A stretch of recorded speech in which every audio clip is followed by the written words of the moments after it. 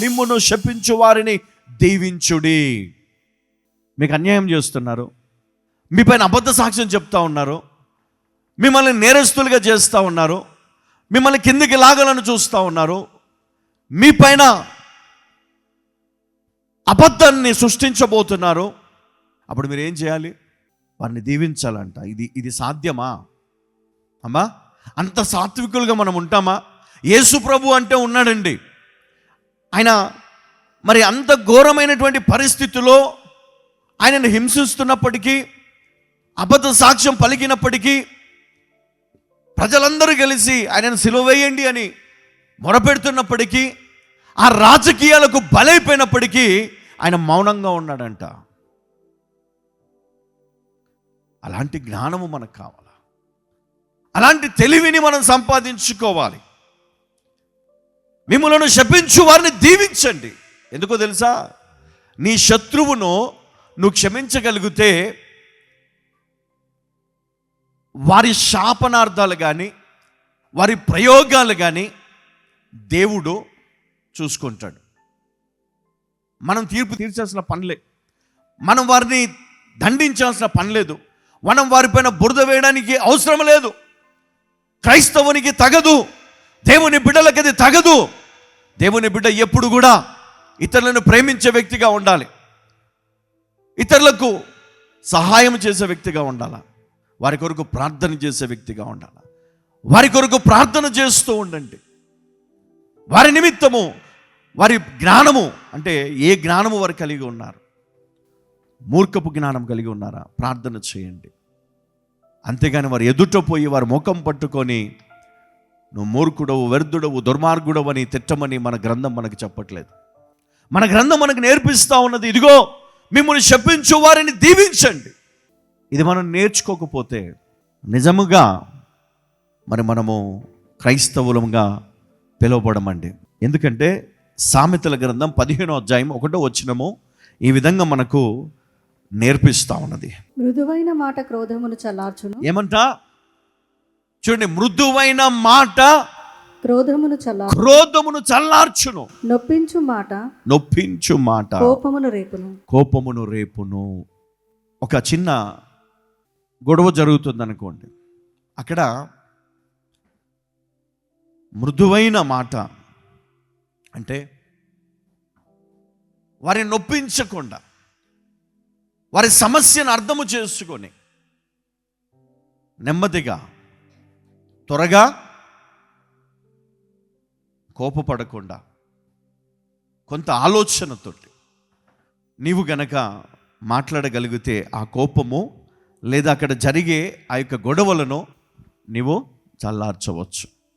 చూడండి, అవతల వాళ్ళకి చాలా కోపం ఉంటుంది. నిన్ను చంపేయాలి, నిన్ను నాశనము చేయాలి, నిన్ను రోడ్డుకి ఇడ్చాలి అని వాళ్ళకి చాలా ఉంటుంది.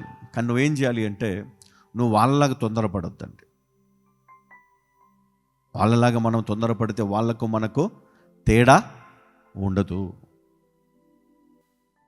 క్రీస్తును అనుసరించేవారు, క్రైస్తవ జీవితాన్ని కలిగి ఉన్నవారు, యెహోవా యందు భయభక్తులు కలిగిన వారు మరి ఎలా ఉంటారు? సాత్వికులుగానే ఉంటారు, తగ్గించుకునేవారుగా ఉంటారు, మౌనంగానే ఉంటారు. ఎందుకంటే మన దేవుడు మనకు నేర్పించింది ఏంటంటే, నేను చూసుకుంటా, యుద్ధం యెహోవాదే. ఒక దినం వస్తుందంట, ఆ దినమున దేవుని ఉగ్రత వారి మీదికి వస్తుంది.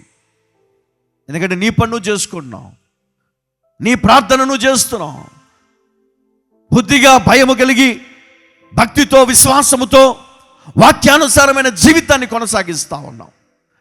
దేవుడు అది చూస్తూ నీ పిల్లలను, నిన్ను, నీ తరతరములను ఆశీర్వదిస్తాడు. కరువు వచ్చినా, బాధలు వచ్చినా, ఇబ్బందులు వచ్చినా, తెగుళ్ళు వచ్చినా మరి వారిని కాపాడుతూ తీసుకొని వెళ్తాడు. ఎందుకంటే వారు దేవుణ్ణి అనుసరిస్తున్నారు, దేవుని వెంబడిస్తున్నారు, దేవుని మాటలపై ఆధారపడ్డారు. కాబట్టి దేవుడు వారికి కంచెగా ఉంటాడు,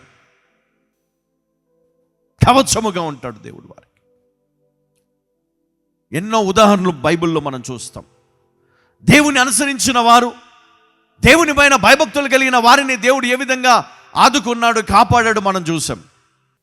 మరి ఈ జ్ఞానం ఎలా సంపాదించుకోవాలంటే, యాకోబు 1 5. మీలో ఎవరికైనా జ్ఞానము కొదువగా ఉన్న ఎడల మీలో ఎవరికైనా జ్ఞానము కొదువుగా ఉన్న ఎడల అతడు దేవుని అడగవలను, అతడు దేవుని అడగవలను, అప్పుడు అది అతనికి అనుగ్రహించబడును. అప్పుడు అది అతనికి అనుగ్రహించబడును. ఎందుకంటే ఇక్కడ ఆయన అందరికీ ధారాళముగా దయచేయువాడు. హల్లెలూయా కదా. ఎవరికైనా జ్ఞానము కొదువుగా ఉంటే, అయ్యా ప్రభువా, నాయన కుటుంబాన్ని నేను మోయలేకపోతున్నాను ప్రభా, నా కుటుంబానికి న్యాయం చేయలేకపోతున్నాను, నా పిల్లలకు నేను న్యాయం చేయలేకపోతున్నాను, నా తల్లిదండ్రులకు లేదా నా భార్యకు లేదా నా భర్తకు నేను న్యాయం చేయలేకపోతున్నాను ప్రభా, నా జ్ఞానము కావాలి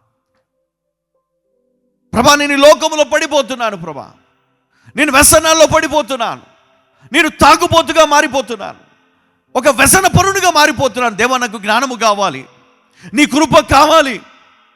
నేను ఒక మంచి వ్యక్తిగా ఉండాలి, ఒక మంచి తండ్రిగా ఉండాలి, మంచి భర్తగా ఉండాలి, మంచి భార్యగా ఉండాలి, మంచి తల్లిగా ఉండాలి, మంచి స్నేహితునిగా ఉండాలి, మంచి కాపరిగా ఉండాలి. ప్రభా, నాకు జ్ఞానము కావాలి ప్రభా. ఏం కావాలమ్మా? జ్ఞానము కావాలి. అడగాల ప్రభా, నేను చదవలేకపోతున్నాను, చదువుకోవడానికి నాకు జ్ఞానము కావాలి.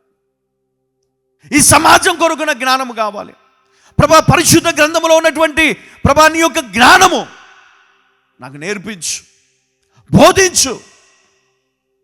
ఎందుకంటే నేను తొందరపడి నాయన తండ్రి అపార్థము చేసుకొని ఎంతోమందిని కోల్పోయాను. దేవుని దగ్గర మొరుపెట్టు ప్రభా. నేను కోల్పోయాను నా భర్తను, నేను కోల్పోయాను భార్యను, నేను కోల్పోయాను పిల్లలను, నేను కోల్పోయాను ఉద్యోగాన్ని కోల్పోయాను ప్రభా. ప్రభా, నా ఉద్యోగం కోల్పోయినా, ప్రమోషన్ కోల్పోయినాను, డబ్బు కోల్పోయాను, ఇల్లు కోల్పోయినాను ప్రభా. నా వారందరినీ కోల్పోయాను అజ్ఞానము చేత. నాకు జ్ఞానము కావాలి ప్రభా. నేను తిరిగి నిన్ను సంపాదించుకోవాలి, నా పిల్లలను సంపాదించుకోవాలి, నా కుటుంబాన్ని సంపాదించుకోవాలి, నా ఉద్యోగాన్ని సంపాదించుకోవాలి ప్రభా. నేను కోల్పోయిన సమస్తమును నేను తిరిగి పొందడానికి నాకు జ్ఞానము కావాలి. హల్లెలూయా. నువ్వు ప్రార్థించాలంట, నువ్వు అడగాలంట. పరిశుద్ధ గ్రంథం సెలవిస్తోంది, మీలో ఎవరికైనా జ్ఞానము కొదువుగా ఉన్న ఎడల అతడు దేవుని అడగవలెను. ఎందుకంటే ఆయన అందరికీ ధారాళముగా దయచేయువాడు. నమ్మిన వానికి దేవుడు ఇస్తాడండి.